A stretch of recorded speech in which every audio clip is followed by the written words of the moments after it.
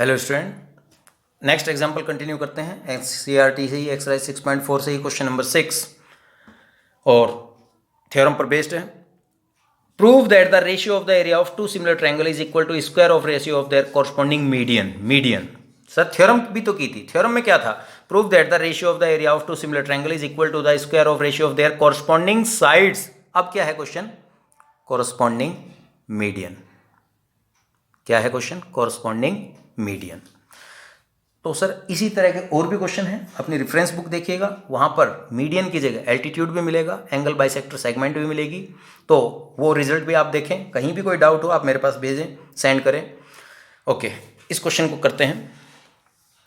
भाई दो ट्रायंगल हैं A B C P Q R. A B C P Q R. Sir दोनों ही ट्रायंगल सिमिलर दे रखे हैं, तो ठीक है भाई, यहाँ से शुरू करते हैं। गिवन क्या है? Triangle A B C similar to triangle P Q R. अगर दोनों ट्रायंगल सिमिलर हैं तो हम अपनी तरफ से क्या लिख सकते हैं? Their corresponding sides A B upon P Q, B C upon Q R, A C upon P R. और क्या लिख सकते हैं सर? सभी कॉरस्पॉन्डिंग एंगल इक्वल होंगे। Angle B equal to angle Q, angle A equal to angle P, angle C equal to angle R. और sir equation number 1, दोनों का इस्तेमाल कहीं भी होगा, हम इन दोनों को क्या डाल देते हैं? Equation number 1। ये तो अपने गिवन से आ गया और रीजन दे दें, ठीक। उसके बाद इसने कहा मीडियन, तो हमने मीडियन डाले। A D is median, P M also a median of triangle PQR. Median divide opposite side in two equal part कर दिया। अब बात करते हैं सर प्रूव क्या करना है? इन दोनों के एरिया का रेशियो इनके कॉरस्पॉन्डिंग मीडियन के स्क्वायर के रेशियो बराबर होंगे। तो भाई सबसे पहले अगर ये वाली बात है अपने पास तो हम ये रिजल्ट भी तो लिख सकते हैं अपनी तरफ से। क्या? Area A B C to P Q R theorem से A B square P Q square B C square Q R square A C square P R square from theorem. और आप यहाँ पर बार बार बता रहा हूँ, थ्योरम नहीं लिखेंगे, यहाँ पर आप डायरेक्ट लिखेंगे ratio of the area of similar triangle is square of the ratio of their corresponding side. चलिए ये चीज़ भी है हमारे पास। सर यहाँ पर अगर इन तीनों रिजल्ट की जगह ए डी स्क्वायर और पी एम स्क्वायर आ जाए तो अपनी बात बन जाएगी। तो भाई ए डी स्क्वायर और पी एम स्क्वायर कैसे आए देखते हैं। फ्रॉम 1 अगेन देखते हैं, A B upon P Q is equal to B C upon Q R. यही था। बी सी और क्यू आर को अगर मैं 2 से डिवाइड कर दूं तो इनका हाफ आ जाएगा। A B upon P Q is equal to B C का हाफ बी डी और क्यू आर का half Q M. And sir एक रिजल्ट और था, angle B is equal to Q. ठीक है भाई, इसको ध्यान से देखो। Sir side A B upon P Q, sir angle equal है, और सर बी डी वाली साइड क्यू एम साइड। तो सर साइड एंगल साइड से ये ट्रायंगल और ये ट्रायंगल आपस में सिमिलर नहीं हो गए? By side angle side triangle A B D similar to triangle P Q M. ठीक है। और अगर ये दो ट्रायंगल सिमिलर हो गए तो मैं A B upon P Q की जगह A D upon P M नहीं लिख सकता? लिख सकते हो ना सर? Equation number 2। बस हो गया अपना काम।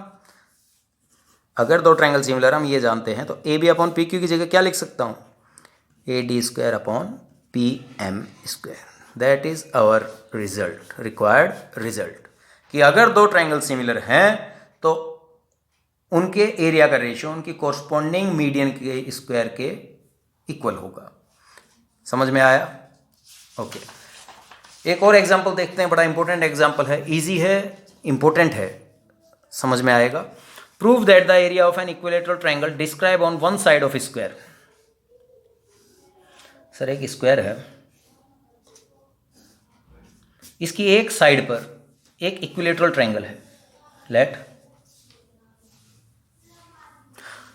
Is equal to half the area of equilateral triangle describe on one of its diagonal. Square के एक डायगोनल पर, सर ये डायगोनल ले लें, इस पर एक और इक्विलेट, सीधी सी बात है डायगोनल साइड से तो बड़ा होगा ही, तो सर जो इक्विलेटरल ट्राइंगल इस बार आएगा वह भी ये होगा, और यहां से ये तीनों इक्वल होंगे। क्या है question? Prove that the area of an equilateral triangle describe on one side of square is equal to half the area of equilateral triangle describe on one of its diagonal. तो sir पहले समझ लें कि prove करना क्या है। Area of, नाम देते हैं ABCDEF, कुछ भी नाम दीजिए कोई फर्क नहीं पड़ेगा। एरिया ऑफ DCE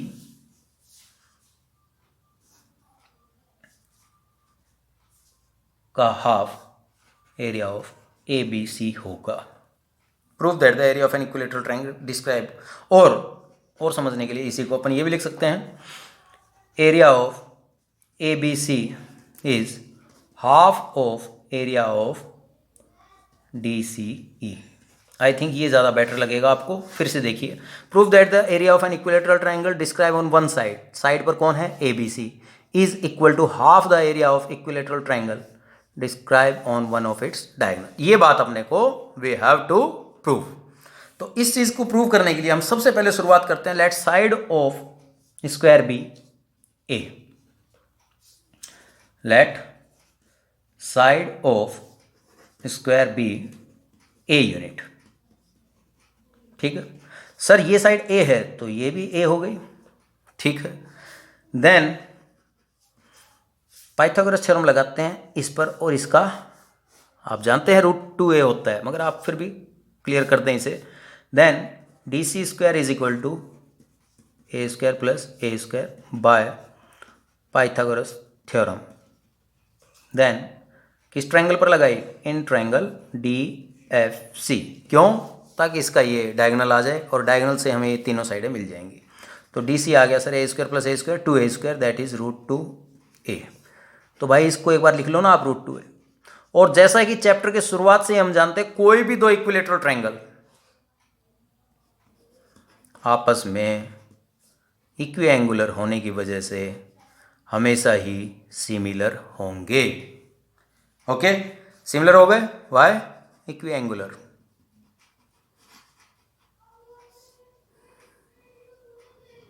और आप क्या लिख सकते थे? Why angle 60 60 60 60 60 60 why equilateral triangle. अगर ये दोनों सिमिलर हैं तो सर इनके एरिया का रेशियो थ्योरम से इनकी कॉरस्पॉन्डिंग साइड के स्क्वायर के इक्वल होगा। ए बी कितना था सर? A square. DC कितना था? √2a square. ठीक है, A square by 2a square cancel, we get half. और यहाँ पर क्या था हमारे पास? एरिया ऑफ ABC डिवाइड में क्या था? DC, ट्रांसपोज कर दिया, एरिया ऑफ DCE। समझ में आया? यहाँ पर क्या लिखोगे सर? रीजन लिखेंगे। सर थ्योरम लिख देते हो आप।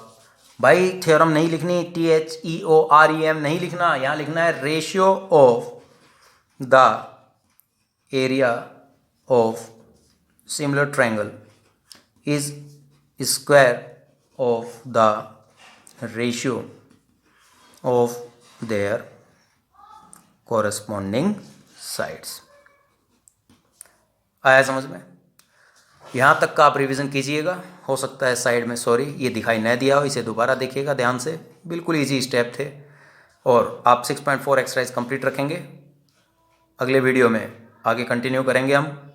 इसमें जो भी प्रॉब्लम हो व्हाट्सएप पर सेंड करें। Okay, thank you.